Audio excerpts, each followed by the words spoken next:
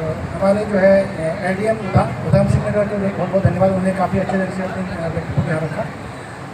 जैसे कि यहाँ पर हमारे नाबार्ड से आए थे, उन्होंने वित्तीय साक्षरता के बारे में बताया।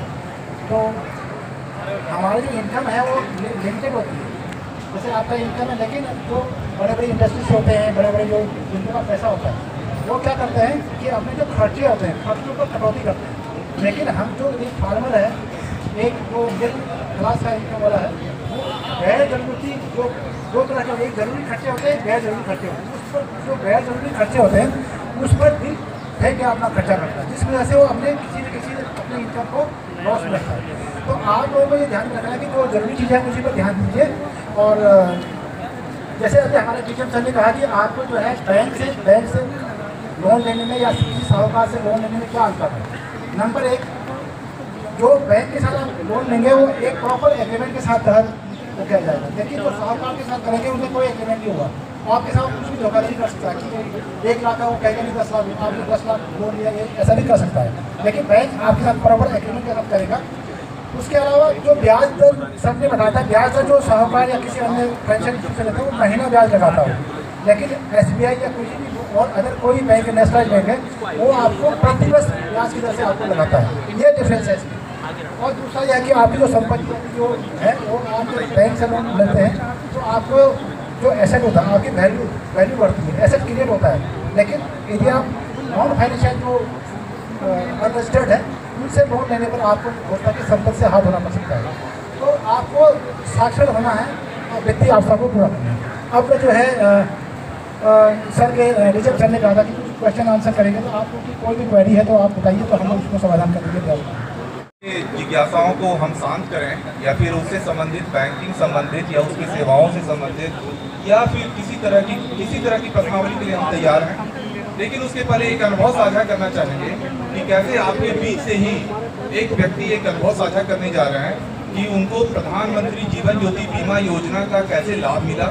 तो मैं बुलाना चाहूँगा असीम, बताएंगे वो कि कैसे क्या हुआ था। मैं डिटेल्स में इन्हीं से सुनना चाहूँगा। सबको मेरी नमस्ते। मैं गरीब परिवार से हूँ। फिलहाल मेरे पिताजी की डेथ हो गई। तेजी से बोलिए थोड़ा। फिलहाल मेरे पिताजी की अचानक ही डेथ हो गई नेचुरल तरीके से। मैं अपने पापा का खाता बंद करवाने के लिए आया, क्योंकि छोटे से गांव से निकल के जब कोई आता है बैंक में तो डरा हुआ रहता है, फिलहाल जाने की हिम्मत नहीं कर पाता वो। तो मैं डर के फिलहाल मैं बैंक में आया और मैं खाता बंद करवाने के लिए आया। तो यहाँ के जो स्टाफ लोग हैं जिन्होंने थोड़ा कैसे आए कैसे नहीं आए ये पूछा। मैं मुझको पापा जी का खाता बंद करवाना है, फिलहाल इतना ही काम है।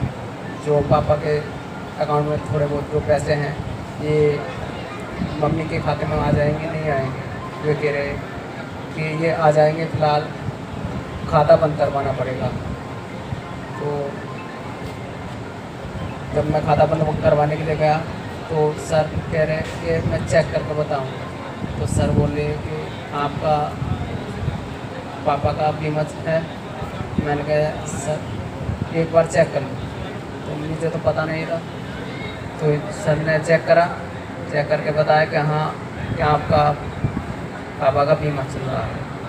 तो मैं तो थोड़ा सा मुझको अच्छा लगा कि हाँ कि पापा का बीमा है। जो काम नहीं कर पाया तो मैं थोड़ा बहुत अब वो काम कर लूँगा। मैं तो इन्हीं के भरोसे हूँ अब। क्या नाम बताया आपने? प्रमोद। तो प्रमोद जी ने साझा किया कि कैसे उनके पिता की मृत्यु के बाद इन्हें भी नहीं मालूम था, ये परिवार का बेटा होने के नाते भी इन्हें नहीं मालूम था कि पिताजी का ऑलरेडी बीमा किया हुआ है ना। तो अच्छा लगा कि बैंक संतुष्टि हमें होती है कि जब मैं 2 लाख रुपए का चेक अपने धारकों को देता हूँ कि नहीं भाई ये आपके घर के, आपको मालूम हो या नहीं हो, तो हम लोग बताते हैं। जब खाता बंद करने आते हैं कि मृत्यु के कारण या कुछ, तो हम लोग भी बताते हैं। हो सकता है परिवार के सदस्यों को नहीं मालूम हो। तो मेरा एक बार फिर से विनम्र निवेदन रहेगा कि 436 रुपया 20 रुपया बहुत बड़ी रकम नहीं होती है।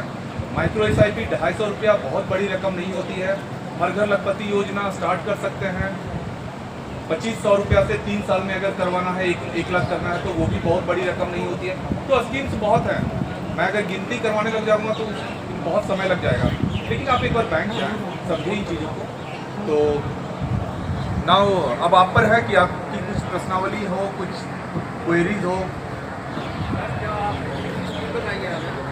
हमारे बैंक में गोल्ड लोन के अलावा कोई सुविधा जल्दी से नहीं है यहाँ पे। एक बार इधर आइए ना, इधर आइए, बताइए। सर ये हमारी ब्रांच है, जैसे न्यू ब्रांच बैठे हैं, यहाँ गोल्ड लोन के अलावा कोई सा भी लोन जल्दी से नहीं होता जब तक काशीपुर ADB ब्रांच अप्रूव नहीं करती। ठीक। हमारी ब्रांच में फील्ड ऑफिसर की बहुत ज़्यादा कमी है। ठीक। ये अप्रूव करवाइए। जो जितने मैनेजर साहब आए हैं यहाँ पे, सबके पास अथॉरिटी गोल्ड लोन की है, इसके अलावा किसी लोन की सुविधा नहीं है जब तक ADB काशीपुर रेटिफाई नहीं करके देगा। कोई नहीं करके देता। बट उसको मैं त्वरित करवाऊंगा, आप हाँ जी। निश्चिंत रहिए, ठीक है ना सर इसी वजह से यहाँ लोन नहीं हो भी है तो उनकी ये ड्यूटी शाखा प्रबंधक को हम दोष नहीं दे रहे। नहीं, मैं इसी समझ वजह रहा से हूँ। जितने हमारे मैं- कस्टमर हैं, फार्मर KCC सब प्राइवेट बैंक में जसपुर चले गए। मैं देखूंगा, आप निश्चित रहिए। हमारी इसी बैंक में, हमारी बलरामपुर बैंक में हमारे गांव का 8 लाख रुपया आदमी विदेश है फिर भी निकल जाता है और बैंक के सारे अधिकारी वहीं होते हैं। बोलिए, बोलिए। उनको सम्मानित ही नहीं करना चाहिए था जिन्होंने पैसे निकलवा दिए। मैं नहीं समझा, एक बार फिर से बताइए। हाँ मेरी बैंक में हाँ यहाँ पर आदमी विदेश है, हाँ, उसके 8 लाख रुपया निकल जाते हैं। ठीक है, एक बार 5 निकलता है, एक बार 2.5 निकल जाता है। ठीक है नहीं, धोखाधड़ी। बिल्कुल। और सारी बैंक यहीं पर है।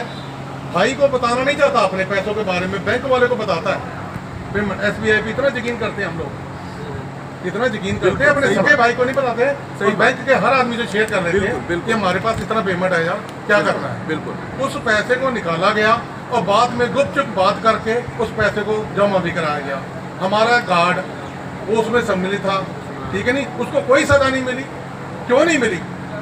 क्या बात है, बैंक का एक घर का खाता है, बिल्कुल, बिल्कुल। SBI के। और किसी को एक आम आदमी को गाय का लोन लेने आता है, उसको कहते हैं आपका ये पेपर नहीं है, वो पेपर मेरी बैंक की कहती है, ये वाली SBI की।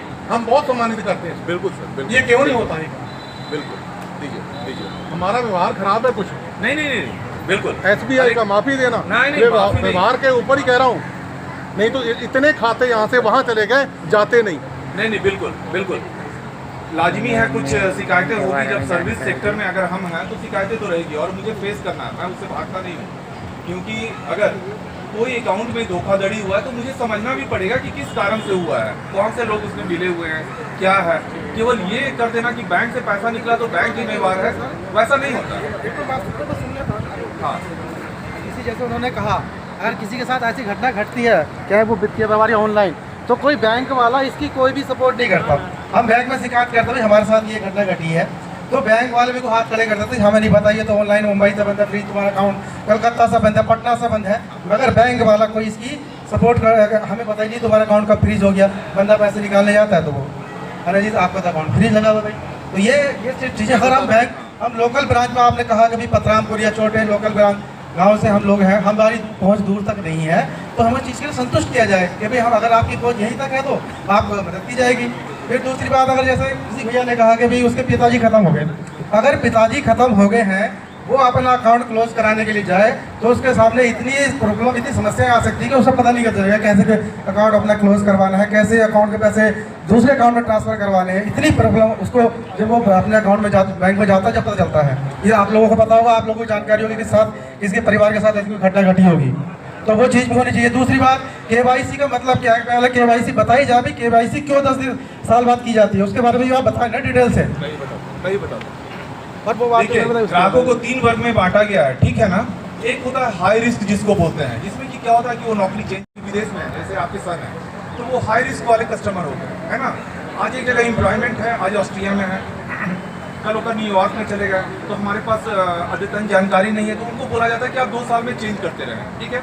एक मध्यम रिस्क वाले होते हैं जिनको कि बोला जाता है कि 7 साल में आप एक बार KYC, क्योंकि देखिए आप जो बोले क्यों चेंज करवाना चाहिए, कल होकर आप के ही डॉक्यूमेंट्स में आप ऑनलाइन आधार अपडेट कर लेते हैं, करते हैं कि नहीं, ऑनलाइन आप जन्म गलत रहता है, जन्म तिथि उसको अपडेट करते हैं, तो फिर बैंक आपसे बोल रही है कि आप अपना अद्यतन जानकारी दें, तो इसमें गलत क्या है? इसमें क्या गलत है? और वो भी 10 साल में आपसे बोला जा रहा है कि आप केवल अपनी जानकारी, अगर आपका सब कुछ सही है, आकर कुछ नहीं करना है, उसकी एक कॉपी देनी है और एक साइन करना है, बस हो गया खत्म। तो बैंक को तो सपोर्ट करना पड़ेगा ना, थोड़ा सा तो सपोर्ट हम लोग को चाहिए, और ये हम नहीं कर रहे हैं। ये रिजर्व बैंक का निर्देशानुसार हम लोग करते हैं। भारतीय रिजर्व बैंक की कुछ अपने जो बोलते हैं बैंकों के लिए कुछ दिशा निर्देश होते हैं। ऐसा नहीं होता है कि स्टेट बैंक बोल दे 10 साल और बैंक ऑफ बड़ौदा बोल दे कि नहीं आप 20 साल रहिए ना आराम से, ऐसा नहीं हो सकता है। तो ये एक सेट नॉर्म्स है, प्रणाली है, उसमें आपको सहयोग करना ही है, तभी फिर हम आपको सहयोग कर पाएंगे।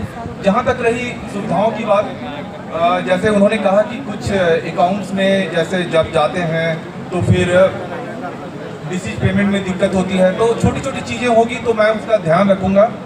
शाखा प्रबंधक के साथ मैं मीटिंग करके और आश्वस्त करता हूं कि आने वाले दिनों में आपको और निखर कर ये ब्रांच आएगा, ये मेरा आश्वासन है, ठीक है? क्योंकि ये मेरे रडार में आ गया है ये ब्रांच। अगर यहाँ की कुछ भी शिकायतें मेरी तक पहुँची तो फिर मैं तो शाखा प्रबंधक को समझ लेंगे वो। तो दिक्कतें आती है सर्विस सेक्टर में, हर एक के पास कुछ ना कुछ कंप्लेंट्स रहेंगे, उसका निराकरण करना है। ऐसा नहीं है उसको छोड़ेंगे नहीं, उसका निराकरण करेंगे, तो वो होगा सर, आप निश्चिंत रहिए। और कृषि संबंधित जो ऋण है उसको भी फास्ट प्रोसेस करेंगे, ये मेरा आश्वासन है। हमारे हमको 1 लाख का लोन चाहिए, कैसे होगा? वैसा नहीं होता है। वो मैं एक वो बना दूंगा आपको, थोड़ा सारी बता देंगे, पब्लिक है आज। हाँ, क्या होता है कि किसी भी कैफे में जाएंगे उद्यम रजिस्ट्रेशन हो सकता है, फिर भी अगर वहाँ दिक्कत होती है तो हमारी शाखा से भी वो हेल्प कर देंगे, करेंगे नहीं, हेल्प कर देंगे पूरा कि कैसे करना है, ठीक है? आपकी पहचान पत्र आप जिस नाम से खोलना चाहते हैं वो रजिस्टर्ड हो गया गवर्नमेंट के पोर्टल में, फिर आप एक चालू खाता खोलेंगे, ठीक है ना? चालू खाता खोलेंगे, उसमें ट्रांजैक्शन स्टार्ट होगा और उसके आधार पर तब आप बताएंगे कि मैं ये बिजनेस कर रहा हूँ, करना चाह रहा हूँ, हमें 1 लाख का ये चाहिए, सहयोग चाहिए, बैंक आगे आएगी, निश्चिंत रहिए। आपका आधार कार्ड, आपका जो जहाँ पर बिजनेस जो इस्टेब्लिश्ड है उसका प्रूफ, अगर वो लीज वाले में है तो लीज ये चाहिए, लीज एग्रीमेंट चाहिए, अगर अपना है तो आपका स्वामित्व का पहचान चाहिए, ठीक है ना? बेसिक यही चाहिए सर। GST डीजीएम साहब